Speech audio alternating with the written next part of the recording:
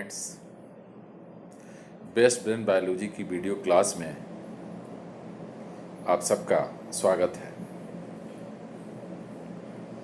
इस समय best brain biology की वीडियो क्लास द्वारा नीट एग्ज़ाम को ध्यान में रखते हुए एक्सरसाइज की सीरीज MCQ एक्सरसाइज की सीरीज चलाई जा रही है। इस समय जिस टॉपिक को हम कंसिडर करने जा रहे हैं वह नीट के एग्ज़ाम की बहुत ही महत्वपूर्ण यूनिट इकोलॉजी एंड इन्वायरमेंट है। इकोलॉजी का जो यूनिट है वह 4 चैप्टर में बटा हुआ है और उसके पहले चैप्टर का नाम है ऑर्गेनिजम्स एंड पॉपुलेशंस। आज का MCQ उसी ऑर्गेनिजम्स एंड पॉपुलेशन पे बेस्ड है। इसके मोस्ट इम्पॉर्टेंट सेलेक्टिव क्वेश्चंस आपके सामने रखे जाएंगे और उनके आंसर्स भी बताए जाएंगे। यदि पिछले वीडियो लेक्चर का आप ध्यान से अध्ययन करेंगे तो पता चलेगा कि यदि आपकी बायोलॉजी तैयार है तो जितने क्वेश्चन हैं उसका हाफ मिनट्स आपको लगता है, जबकि एग्ज़ाम में पर क्वेश्चन पर मिनट मिल रहा है। इस तरह बायोलॉजी के जितनी अच्छी तैयारी होगी उतना ही ज़्यादा आप टाइम सेव करके उसे फिजिक्स और केमिस्ट्री में यूज़ कर पाएंगे और यही सबसे अच्छी सिलेक्शन की स्ट्रेटजी होती है। अब हम क्वेश्चन को कंसीडर करने जा रहे हैं। पहले नंबर का क्वेश्चन है the study of ecology of A population oblique organism is. यह याद रखिए, यदि सिंगल इंडिविजुअल के लिए इकोलॉजी की पढ़ाई की जाए तो उसको हम आर्ट इकोलॉजी कहते हैं। यदि ग्रुप ऑफ ऑर्गेनिजम्स के लिए इसकी पढ़ाई की जाए तो उसको हम सिन इकोलॉजी कहते हैं। लेकिन यदि एक पॉपुलेशन और ऑर्गेनिजम्स के लिए किया जाए तो उसको हम डिम इकोलॉजी कहते हैं। इस तरह से राइट आंसर डिम इकोलॉजी हुआ। द सेकेंड क्वेश्चन इज निके of a species is. Place of living याद रखना है, नेचुरल प्लेस ऑफ लिविंग को हम हैबिटेट कहते हैं। सेकेंड ऑप्शन में लिखा है specific function and competitive power. Yes, ऐसा हैबिटेट जहां ऑर्गेनिज्म ऑफिशियली एक्टिव होता हो, फंक्शनल होता हो, उसी को हम उसका निके कहते हैं। जैसे हर इंसान का नेचुरल प्लेस ऑफ लिविंग उसका हाउस है, लेकिन उसका प्लेस ऑफ वर्किंग ऑफिस है। तो हाउस हैबिटेट हुआ और ऑफिस निके हुआ, जहाँ पे वो स्पेसिफिकली फंक्शनल होता है और कॉम्पिटिटिव होता है औरों के साथ। Question number 3, deserts, grasslands, forest and tundra are example of. These are example of biomes. The right option is A. अब नेक्स्ट क्वेश्चन है कि बायोम क्या है, व्हाट इज बायोम। ऑप्शन में लिखा है the fauna of N ocean, the flora of land. ध्यान रखिए, फाउना एनिमल्स को कहते हैं, एनिमल्स के समूह को कहते हैं। फ्लोरा प्लांट्स के समूह को कहते हैं। थर्ड ऑप्शन लिखा है option C, communities of organisms interacting with each other. Yes, biome is communities of organisms interacting with each other. The right option is C. The next question हम लेते हैं क्वेश्चन नंबर 5। क्वेश्चन नंबर 5 में लिखा है at asymptote stage the population is. यहाँ याद रखने की बात है आपको, एसिम्प्टोट स्टेज में पॉपुलेशन स्टेबलाइज होती है। The right option is A. Second question, 6th question, sigmoid curve is. Option में लिखा है पहला rate of transpiration, it's wrong. Rate of respiration, again it is wrong. Rate of photosynthesis, it is wrong. और जब 3 गलत हैं तो चौथा सही होगा और आंसर है, सही आंसर है growth of population. Sigmoid curve का संबंध पॉपुलेशन की ग्रोथ से है। Question number 7, proportion of young individuals in is highest in case of. किस केस में, निम्नलिखित में से किस केस में यंग इंडिविजुअल्स की संख्या सर्वाधिक होती है। ऑप्शन में लिखा है डिक्लाइनिंग पॉपुलेशन, नहीं, it is wrong. Stable population, इसमें भी wrong. Both A and B, again wrong. The right option is expanding population. Expanding population में इंडिविजुअल्स, यंग इंडिविजुअल्स की संख्या सर्वाधिक होती है। नेक्स्ट क्वेश्चन लेते हैं question number 8। A group of animals of a species that live in well-defined geographical area, share or compete for similar resources, potentially inbreed and thus constitute population. एक the group of same species of organisms is population. The group of population is community. The community interacting with each other in a specific area of land or water is ecosystem, and different ecosystem interacting with each other is biome. Ecosystem is functional unit of ecology, and largest unit of ecology is biome. The question number 9. Which statement is false about predator? Predator के संबंध में क्या गलत है? पहला, predator keep prey population under control. predator जो होते हैं prey के population को कंट्रोल करते हैं. दूसरे ऑप्शन बी में लिखा है predator helps in maintaining species diversity in a community. ये तो बिल्कुल ही गलत है, इनका डाइवर्सिटी से कोई लेना देना नहीं. ऑप्शन सी लिखा है if A predator is not efficient the prey population will extinct.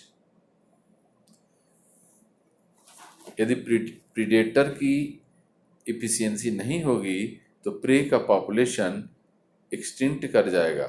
The tiger is an example of predator. इसमें ऑप्शन सही है प्रीडेटर. पहला ऑप्शन सही है, दूसरा ऑप्शन भी सही है, चौथा ऑप्शन भी सही है. Tiger is an example of predator. Predator helps in maintaining species diversity in community.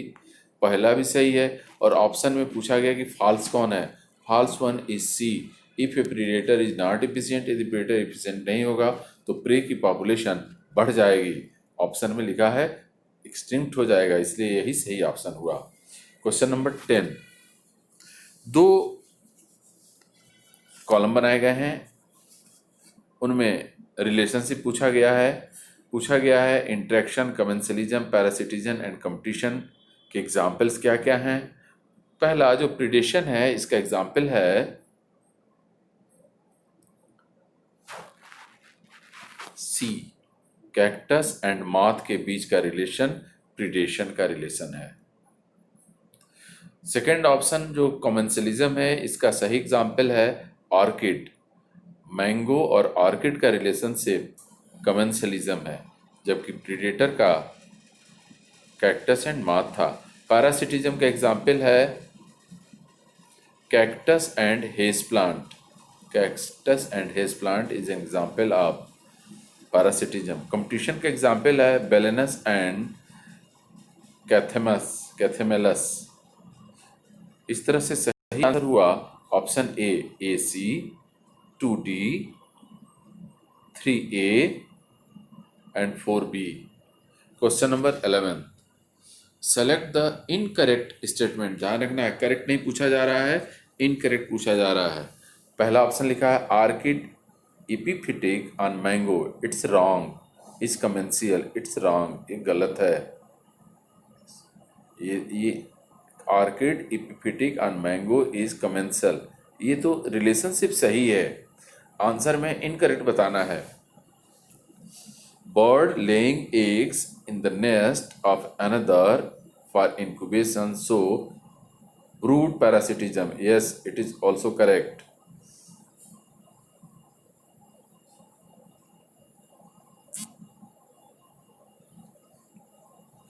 Third option है most animal and plants maintain a constant internal temperature. Yes, it is wrong. Animals में सब के सब अपना temperature maintain नहीं कर पाते. Fourth option लिखा है small animals are rare in polar region. Yes, it is correct. यानी incorrect option is C, that will be the right answer. The next question is question number 12.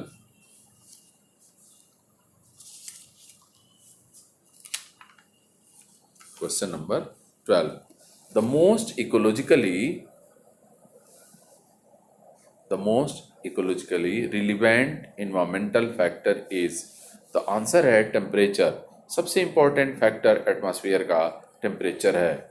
और question number 13, what are the key element that lead to so much variation in physical and chemical condition of different habitats?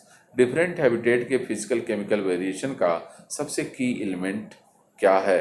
Option में लिखा है physio chemical component, temperature, water, light, soil, abiotic factor. The answer is all of the above. Option D is correct answer. Habitat includes, पहला लिखा है biotic components, abiotic components, pathogen, predator, parasite and competitors. Answer है all of the above. Habitat is the natural place of living where other organisms can also live। यानी वहाँ biotic factor भी होगा, abiotic भी होगा और बायोटिक के सारे कंपोनेंट होंगे। The next question is question number 15।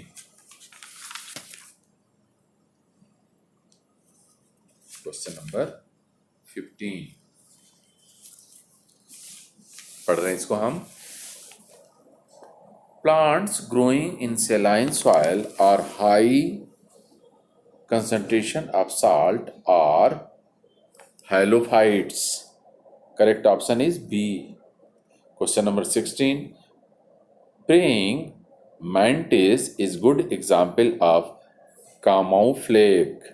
Option 1, option A is correct. Santalum album, चंदन को बोलते हैं, sandalwood is partial root parasite. The correct option is A. Question number 18. Samophytes are plants growing on soil. Samophytes are plants growing on sandy soil. The correct option is B. Next question लेते हैं, question number 19।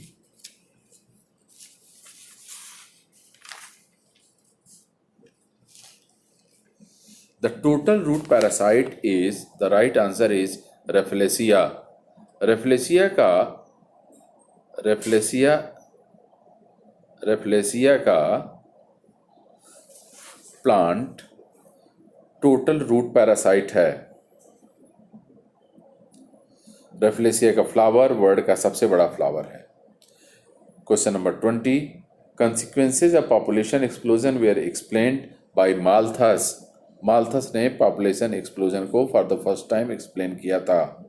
अरेनकाइमा occurs in, अरेनकाइमा और parenchyma having stored air in between intercellular spaces and it is characteristic feature of hydrophyte.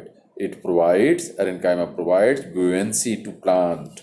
Question number 22. Ephemerals are a type of xerophyte. Drought escaping xerophytes are called ephemerals. इस तरह से सही option हुआ A. Question number 23। Association between barnacles and well limulus is example of commensalism. Next question, question number 24.